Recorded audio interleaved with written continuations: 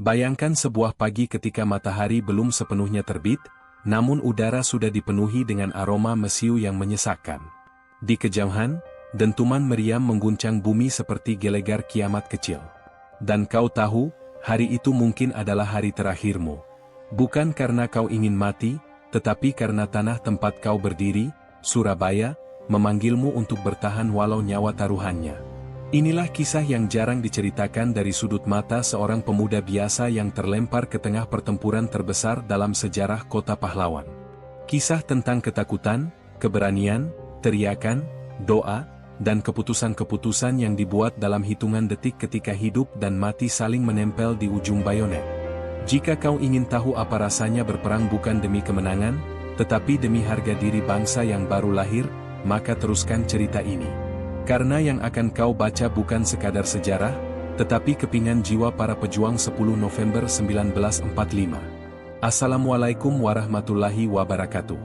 Selamat datang kembali di War Story, tempat di mana kita menghidupkan kembali detik-detik paling menentukan dalam sejarah perang dunia dan perjuangan bangsa. Semoga kamu selalu diberi kesehatan, rezeki yang lapang, dan hati yang kuat dalam menjalani kehidupan. Sebelum kita mulai lebih dalam, jangan lupa subscribe, aktifkan lonceng, dan tinggalkan komentar untuk mendukung channel ini agar semakin berkembang dan terus menghadirkan kisah-kisah bersejarah yang menggugah. Pagi itu Surabaya bukan lagi kota pelabuhan yang hangat oleh hiruk-pikuk pedagang dan aroma laut. Ia telah berubah menjadi kota yang gelap oleh asap, bergetar oleh ledakan, dan dipenuhi bayang-bayang ancaman. Dari pos kecil dekat Jembatan Merah, aku dapat melihat kapal-kapal perang Inggris mengapung seperti monster baja di kejauhan. Suara meriamnya memecah langit, mengguncang tanah di bawah kakiku, membuat dada terasa bergetar. Di sekelilingku, para pemuda, banyak di antara mereka bahkan belum berumur 20, memegang senapan hasil rampasan Jepang, pelurunya tinggal setengah, tetapi semangat mereka meluap seperti letusan gunung. Tak ada yang bertanya apakah kami siap. Tak ada yang bertanya apakah kami takut. Karena semua mata yang saling menatap saat itu mengerti satu hal, jika Surabaya jatuh, maka harga diri bangsa ini runtuh bersama kami. Bau mesiu bercampur debu reruntuhan mengisi udara, dan di antara kekacauan itu, aku bisa mendengar detak jantungku sendiri seperti genderang perang yang bergema dari dalam tubuh. Hari itu, bahkan sebelum musuh benar-benar masuk kota, kami sudah tahu bahwa pertempuran ini bukan sekadar perlawanan, ini adalah pertaruhan sejarah. Ketika kabar tewasnya Brigadir Jenderal Malabi tersebar, suasana yang sudah tegang berubah menjadi bara yang siap menyala. Mata para pejuang memancarkan kemarahan yang tak bisa lagi ditahan. Inggris menuntut kami menyerah, menyerahkan senjata, dan membiarkan mereka kembali menguasai tanah air yang baru kami rebut dari penjajah. Tapi bagaimana kami bisa menerima itu? Di sudut kota, para ulama, pemuda, dan warga berkumpul, menyatukan tekad. Seruan perjuangan berkumandang, membakar hati setiap orang yang mendengarnya. Kami tahu musuh kami bukanlah pasukan kecil, itu adalah sekutu, dengan tank, meriam, dan kekuatan udara. Tapi yang kami miliki adalah keyakinan bahwa kami lebih mencintai tanah ini daripada mereka yang ingin merenggutnya kembali. Setiap langkah kaki yang kutarik maju terasa seperti menapaki garis batas antara hidup dan mati. Surabaya bersiap. Kami bersiap. Dan lubang-lubang perlindungan mulai digali di halaman rumah, di pinggir jalan, di mana saja kami bisa bertahan. Hari itu, Surabaya benar-benar berubah menjadi benteng besar. Begitu cahaya pagi menyingkap sisa-sisa asap dari ledakan semalam, suara yang pertama kali memecah keheningan bukanlah meriam Inggris, melainkan takbir dari para pejuang yang bersiap di garis depan. Allahu Akbar, menggema dari ganggang sempit, dari atap rumah yang separuh runtuh, dari pos pertahanan yang digali tergesa-gesa semalam. Suara itu bukan hanya pekikan religi, tetapi cambuk semangat yang menegaskan bahwa kami tidak sendiri. Di kiri dan kananku, para pemuda berkeringat dingin, sebagian memegang bambu runcing, sebagian lagi senjata tua yang sudah karatan. Tapi ketika takbir menggema, ketakutan yang sebelumnya membayangi wajah mereka seakan tertelan oleh keberanian baru. Aku sendiri merasakan lututku sempat gemetar, bukan hanya karena suara meriam yang perlahan mulai terdengar dari kejauhan, tetapi juga karena kesadaran bahwa sebentar lagi kami akan berhadapan langsung dengan pasukan yang jauh lebih kuat. Namun, saat seorang ulama tua berjalan melewati kami sambil mengangkat tangannya dan berkata, "Kita bukan mencari mati. Kita mempertahankan hidup bangsa ini," tiba-tiba seluruh tubuhku seperti dialiri energi tak terlihat. Suara takbir kembali membahana, kali ini lebih keras, lebih menyala, menembus pekatnya udara. Dan ketika Inggris mulai menyerang, kami sudah siap. Tidak sempurna, tidak lengkap, tetapi hati kami sudah bulat. Ketika pertempuran mulai mendekat ke pusat kota, suara takbir menjadi seperti kompas emosional yang menjaga kewarasan kami. Di tengah hantaman tank yang mengguncang tembok-tembok tua Surabaya, setiap dentuman meriam terasa seperti pukulan besar yang bisa memecah nyali siapapun. Tapi setiap kali ada yang terpeleset, jatuh, atau ketakutan, suara "Allahu Akbar" dari rekan di sebelah menjadi pegangan tak terlihat yang menarik kami kembali ke garis juang. Aku ingat seorang pemuda dari Wonokromo, wajahnya masih polos, bahkan mungkin belum pernah benar-benar bertarung sebelumnya. Ketika mendengar tank mendekat, ia sempat mundur beberapa langkah, tetapi begitu mendengar takbir sahut menyahut di sekelilingnya, ia kembali maju sambil menggenggam granat seperti menggenggam harapan terakhirnya. Kami semua tahu bahwa dalam perang seperti ini, suara bukan hanya bunyi, suara adalah senjata. Seruan itu membuat kami merasa lebih besar daripada tubuh kami, lebih kuat daripada senjata kami, dan lebih berani daripada rasa takut yang merayap di dalam dada. Di antara kobaran api yang memakan toko-toko dan rumah-rumah, suara itu tak pernah padam. Bahkan ketika kami berlarian dari satu sudut kota ke sudut lain, suara takbir itu seperti benang merah yang menjaga Surabaya tetap berdiri. Ada satu momen dalam perang yang tidak pernah bisa kulupakan. Saat pertama kali melihat musuh dari jarak hanya beberapa langkah. Waktu itu aku dan 4 temanku bersembunyi di balik tembok setinggi dada, mencoba bertahan dari gempuran pasukan Inggris yang masuk melalui jalan Tunjungan. Suara sepatu mereka menghantam aspal terdengar sangat jelas, ritmis, serempak, seperti pukulan palu raksasa yang mengetuk jantungku. Aku bisa melihat bayangan mereka bergerak di balik puing-puing, semakin lama semakin dekat. Ketika akhirnya salah satu dari mereka muncul dari balik asap, wajahnya terlihat tegang namun terlatih, berbeda jauh dari wajah-wajah kami yang dipenuhi ketidakpastian. Di momen itu, aku merasakan dunia mengecil. Tidak ada lagi Surabaya, tidak ada lagi kota pahlawan, tidak ada lagi sejarah, hanya ada aku, tembok tempatku berlindung, dan seorang tentara musuh yang menodongkan senjata. Dalam detik itu, rasa takut, marah, dan insting bertahan hidup menyatu menjadi satu. Tembakanku melesat lebih cepat dari pikiran. Tubuhnya terjatuh. Dan disitulah aku sadar, perang tidak pernah romantis.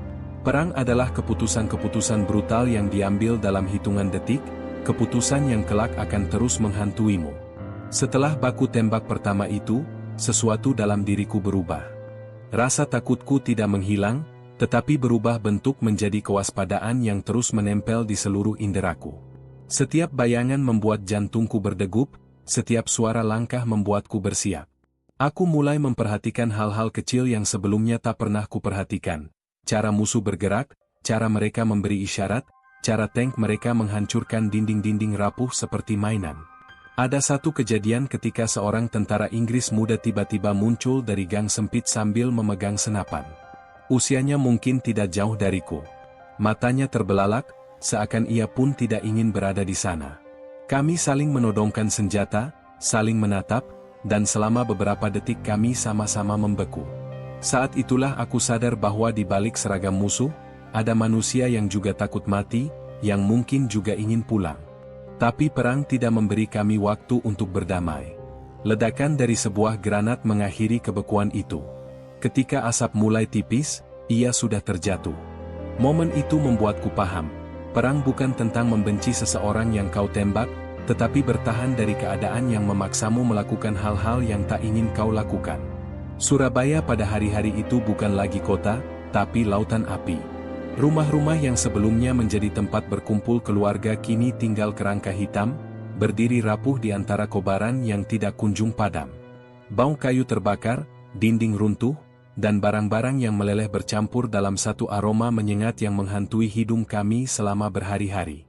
Aku ingat berjalan di sebuah jalan kecil dekat Kembang Jepun, tempat di mana pasar biasanya ramai oleh pedagang. Kini, yang tersisa hanyalah puing dan asap yang mengalir dari celah-celah bangunan seperti roh-roh yang tersesat. Di tengah kehancuran itu, warga masih mencoba bertahan.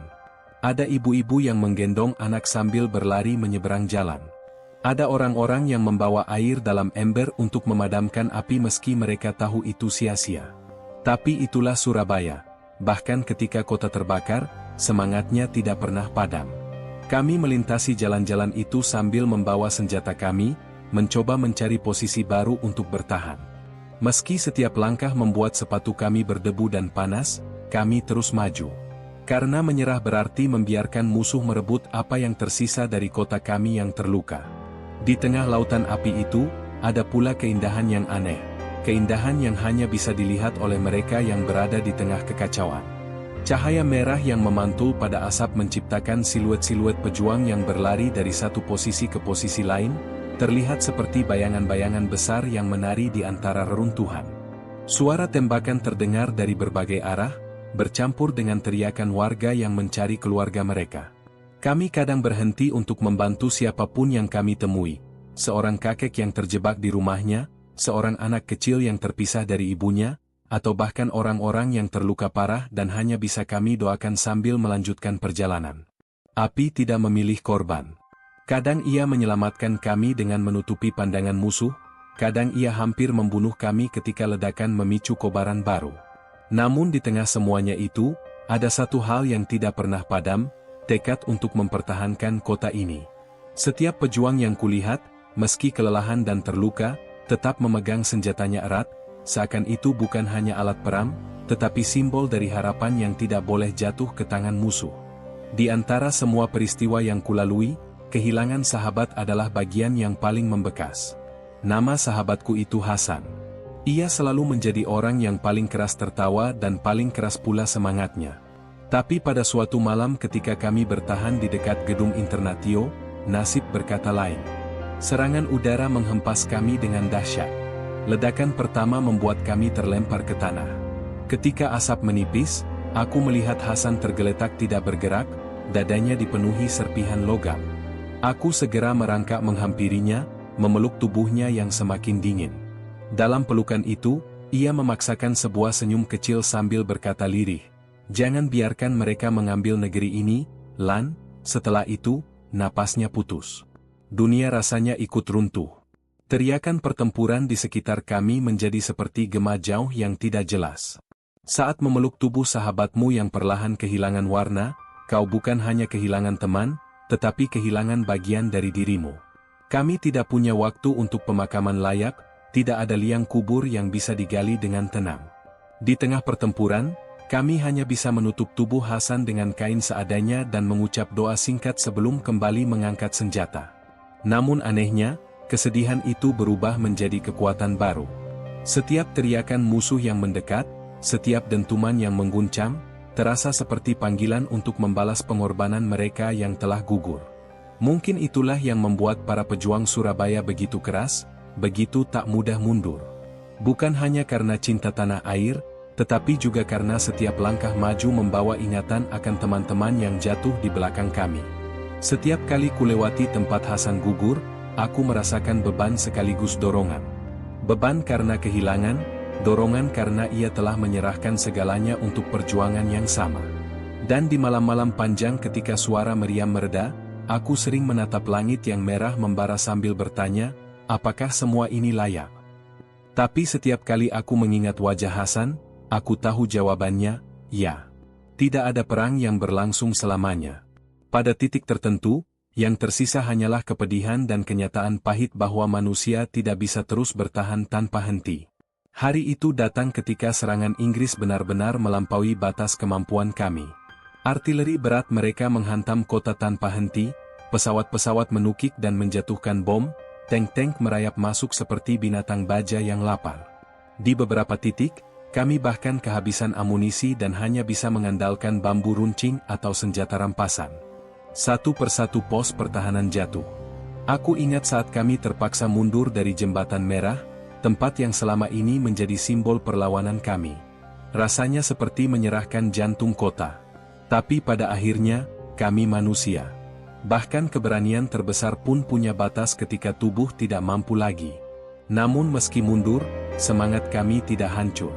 Kami tahu bahwa pertempuran Surabaya akan dikenang sebagai salah satu titik perubahan sejarah. Bahwa darah yang tertumpah di jalan-jalan ini bukan sia-sia. Saat akhirnya kami keluar dari garis pertempuran, tubuh kami penuh debu, luka, dan duka. Tapi bukan kekalahan yang kami rasakan, melainkan kebanggaan yang aneh. Kami telah bertahan melawan salah satu pasukan terkuat dunia selama berminggu-minggu, dengan persenjataan seadanya, dalam kota yang hampir menjadi abu. Tidak ada pejuang yang berjalan keluar dengan kepala tertunduk. Semua menatap ke depan, karena kami tahu satu hal, Surabaya telah mengirim pesan kepada dunia bahwa kemerdekaan Indonesia tidak bisa dipadamkan begitu saja.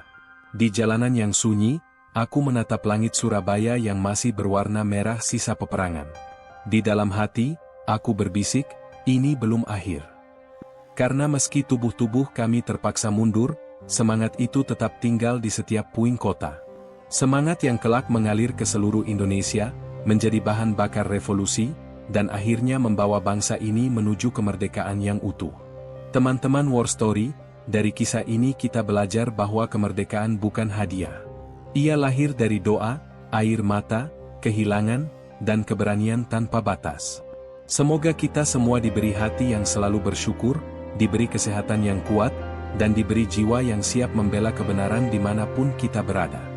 Jika cerita ini menyentuh hati kalian, jangan lupa subscribe, nyalakan lonceng, like, dan bagikan video ini agar lebih banyak orang mengenal betapa beratnya perjuangan mereka yang telah mendahului kita.